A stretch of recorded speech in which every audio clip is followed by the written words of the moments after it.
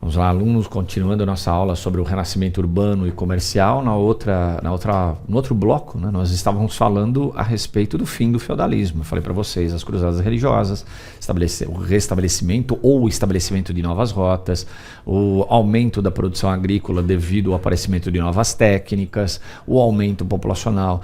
Todos são fatores que vão, vamos dizer assim, forçando o fim do período, né? Não do período, né? Mas do feudalismo, período da Idade Média, né? E forçando o fim do feudalismo vai gerar, na realidade, o fim da Idade Média e o início da Idade Moderna. Olha lá, a partir do século XI, a gente está falando de Baixa Idade Média ainda. Lembra que eu falei para vocês, havia comentado no outro bloco, a gente chegou a comentar a respeito da migração das pessoas do campo em direção às cidades, porque houve um aumento populacional muito grande. Havia um excesso de mão de obra no campo, não tinha onde, por vezes, se utilizar todo esse excesso de mão de obra. Muitas pessoas migraram, saíram do campo em direção às cidades. Era um êxodo rural, mas obviamente não se compara ao êxodo rural do período da Revolução Industrial, tá? Mas essa migração das pessoas, as pessoas nas cidades começaram a se dedicar que eu também comentei com vocês, ao artesanato e ao comércio. Falando mais especificamente do artesanato, presta bem atenção, hein? Esse artesanato não é aquele artesanato de você ficar fazendo bonequinho de massinha, não. O artesanato que a gente faz referência aqui é o artesanato que o cara faz ali os sapatos, faz lá, sei lá, produz uma calça, produz chapéus, sei lá. Esse é o artesanato. Olha lá, a partir do século XI se originaram as guildas. O que são guildas? Eu até coloquei a definição ali para vocês para ficar bem clarinho. Associações de comerciantes de cada cidade. Os comerciantes se uniam. Na verdade, essa união era importantíssima para eles se fortalecerem, para eles conseguirem se ajudar. Era então associações de comerciantes de cada uma das cidades ali. A dinamização do comércio criou dois polos comerciais que foram fortíssimos. Um polo comercial que era o italiano e o outro polo comercial que era o germânico. Eu já vou mostrar para vocês, que eu coloquei também um mapinha para mostrar isso. O italiano ele foi formado principalmente pelas cidades de Veneza e Gênova, mas você pode colocar Florença aí também. As Florença que também foi importantíssima, cidade lindíssima, cidade ali onde viveu Leonardo da Vinci, Michelangelo e tudo mais, né? Veneza, Florença, Gênova são cidades que eram importantíssimas comercialmente, cidades, né, desse polo italiano de comércio. O polo germânico era formado por cidades como Hamburgo, lembra que eu falei para vocês? Surgiram com, né, o aparecimento do comércio, surgiram os burgos, e a partir dos burgos foram criadas cidades. Hamburgo, uma delas. Então você tem Hamburgo, Bremen, Bruges, Lübeck, são cidades do polo comercial germânico. Já no século XII, vocês viram que a gente fala de século XI, século XII, tudo demorava muito para acontecer. O desenvolvimento tecnológico ele era muito pequeno, então por isso que as coisas demoravam a acontecer. Hoje já não. Hoje o desenvolvimento tecnológico é tão grande que as coisas acontecem de uma maneira tão acelerada que por vezes a gente nem consegue acompanhar todo esse desenvolvimento, né? Então, mas você tem que tirar essa sua cabecinha contemporânea e tentar olhar para a Idade Média da forma que você consiga compreender a Idade Média. Se você ficar pensando na Idade Média com a cabecinha acelerada desse momento contemporâneo, você não consegue entender toda, vamos dizer assim, as nuances, né, da Idade Média. Então você tem, no século XII, se organizaram as Hanzas, que eram associações de cidades comerciais. Então as guildas eram associações comerciais de cada cidade.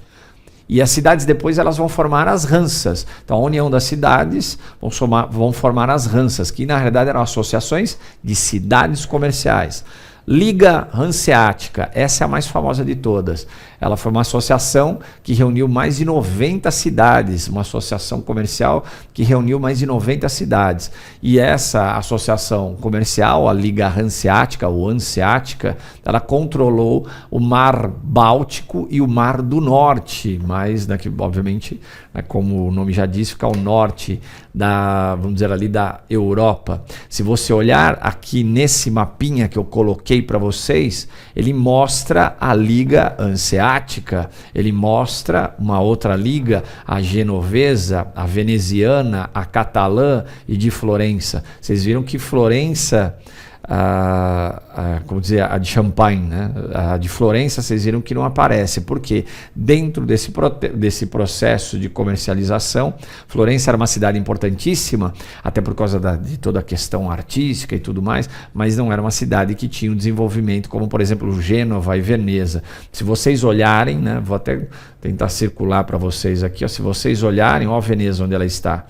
Ela está muito próxima do mar aqui, né? E aí ela pode conseguir comercializar com o Oriente. Ó, Gênova também, próxima ao mar também, o mar Mediterrâneo, né? Ali é o Adriático para Veneza, Mediterrâneo para Gênova. São cidades que são litorâneas, consequentemente, ela tem uma facilitação para, vamos dizer assim, para receber os produtos ali. Mas, voltando, olha a Liga Hanseática, é essa que fica mais ao norte, ó. Liga Hanseática, ela pega toda essa região, inclusive Londres, né? Olha lá, essa é a Liga Hanseática.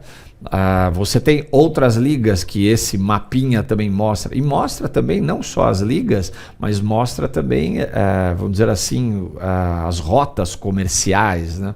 A Liga Genovesa, essa Liga Genovesa, ó, onde você pega, tá vendo? Gênova, Pisa, Pisa na realidade é cidade, mas desculpe, a ilha, essa ilha que fica aqui para baixo da onde está escrito Pisa, mas não é ilha de Pisa não, hein, pelo amor de Deus. A Córcega, se não me engano. Ainda você tem aqui no Mar Negro, ó, tá vendo, ó, no Mar Negro, algumas possessões dessa liga comercial genovesa. Então os genoveses, eles acabavam indo também comercializar no Mar Negro. Depois ainda você tem, depois você acaba tendo ainda a Liga, né, de Veneza. Essa, ela vai pegar, né, aqui, essa parte mais, vamos dizer aqui, mais a leste ali do Mar Adriático, vai pegar a Grécia e ainda vai pegar uma parte do que a gente chama de Ásia ali, né, onde hoje é a Turquia. Ó, pegou também, né, um domínio significativo, áreas importantíssimas. Depois você tem a Liga Catalã, que ela pega, né, vamos dizer, todo o litoral espanhol, não chega a Portugal, e aí você tem também todo o norte africano. Então, essa liga também tinha uma importância significativa, comercializava de uma maneira muito forte ali, né? Mais para frente, inclusive, você tem, aliás, você já tinha nesse período a cidade de Cartago. Liga de Champagne, essa liga ela já fica, né, no território onde hoje é a França. Olha ele aqui, ó, bem no centro da Europa. Então aqui você tem ligas comerciais que foram importantes, que acabaram, né, são as Hanzas, né, ali. Ó, coloquei outro mapinha para vocês também, para vocês conseguirem visualizar quais que eram cada uma das Hanzas ali, ó. A Hanseática, olha, a Genovesa. É o mesmo mapa, só, né, que agora você define como Hanzas. A veneziana, desculpe, tá aqui.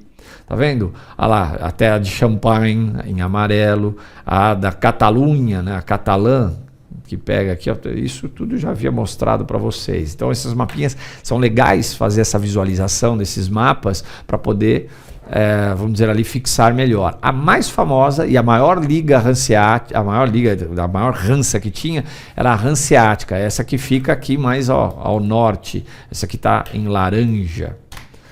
Continuando, olha lá, as rotas comerciais por terra, elas apresentavam um forte inconveniente. Isso é interessante, né? Porque os portugueses, a gente já chegou a comentar a respeito disso, os portugueses é que começam as grandes navegações, e eles vão começar essas grandes navegações, a expansão marítima, eles vão começar no século XV também. Marca as grandes navegações ou expansão marítima a tomada da cidade de Ceuta, que fica no norte, ficava no norte da África, 1415. Só que as rotas comerciais, por que os portugueses resolveram se atirar ao mar? Primeiro que eles sabiam navegar, né? Pelo menos sabia entre aspas, né? Porque hoje sabe que as técnicas que eles utilizavam, algumas eram arcaicas, mas naquele momento eram as mais modernas que tinham. Outra que por terra eles acabariam tendo problemas, como por exemplo ocorreu a peste bubônica anteriormente e era um problema, eles poderiam contrair doenças. E estava acontecendo também a Guerra dos 100 Anos, a Guerra dos 100 Anos que vai acontecer até 1453. A Guerra dos 100 Anos que na realidade ela foi uma guerra de 116 anos. Então você ir por terra, você ia ter problemas, porque estava acontecendo uma guerra e você tinha que passar no meio por vezes dessa guerra, então não era conveniente você fazê-lo, né? Então as rotas comerciais por terra apresentavam um forte inconveniente, que era a Guerra dos 100 Anos. Guerra dos 100 Anos, por vezes a peste bubônica, então era muito complicado. A realização ali do comércio era feita através do transporte marítimo e fluvial, impulsionando cidades como Lisboa. Olha que louco isso, Lisboa e Flandres. Acabei de colocar para vocês, né? Lisboa e Flandres, né? Flandres ficava mais ao norte, tal da Europa, e a Lisboa, na pontinha da Península Ibérica, a cidade de Lisboa, ela foi importantíssima, né? Dentro desse processo, importantíssima. Os portugueses sabiam navegar muito bem e vai se desenvolver um comércio muito forte ali, o comércio lisboeta, é uma cidade que acabou se tornando muito importante. Flandres também. O crescimento do comércio obrigou a utilização da moeda em larga escala. Só que a moeda, ela naquele período, ela não tinha como hoje, né, o valor intrínseco, né? Você pega uma moeda, por exemplo, de R$1, ela não vale nem 0,003 centavos, né, de real. Porque o metal ao qual ela é constituída, essa moeda, é vagabundo. Então ela tem um valor intrínseco. Já nesse período, as moedas elas tinham valor real, ela valia em peso. Então a moeda passou a ser muito utilizada. Esse é um dos motivos, inclusive, que vai gerar as grandes navegações também. A falta de ouro na Europa acabou gerando, vamos dizer assim, essa expansão marítima, é um dos fatores da expansão marítima. A terra naquele momento, então você tem a utilização da moeda em larga escala, o que vai facilitar pra caramba o comércio, né? O comércio vai ter uma facilitação enorme. A terra ela deixou de ser uma única fonte de riqueza. Nesse período da Idade Média, e falando não só da Baixa, mas também a Alta Idade Média, o que tinha mais valor era a terra. Se você tivesse a posse de terra, você com certeza você era rico. Então o que era muito valorizado era a posse da terra. Só que aqui na Baixa Idade Média e o advento do comércio, a terra deixou de ser a única fonte de riqueza. Surgiram os mercadores. O comércio acabou sendo uma grande fonte, né, de riquezas. Na realidade, os burgueses eles vão ficar muito ricos que eles vão começar a interferir e vão querer cada vez mais interferir nos governos. E é interessante que quem fazia o comércio eram só os burgueses. A Igreja Católica não fazia, a nobreza que existia não fazia. Por quê? Porque eles falavam que era uma atividade da ralé. Só que o comércio ele gera muita lucratividade. Então a burguesia ela foi ficando cada vez mais rica. Com o fortalecimento do comércio surgiram as corporações de ofício. O que são as corporações de ofício? Você tinha, por exemplo, um mestre ou jornaleiro, né? Que ele, por exemplo, vamos fazer de conta que ele produzia lá, ele tinha sua oficina, ele produzia sapatos. E aí ele produzia sapatos, ele acabava contratando determinadas pessoas, que eram os aprendizes, eles iriam trabalhar gratuitamente. Mas por que eles trabalhavam gratuitamente? Para poder aprender um ofício.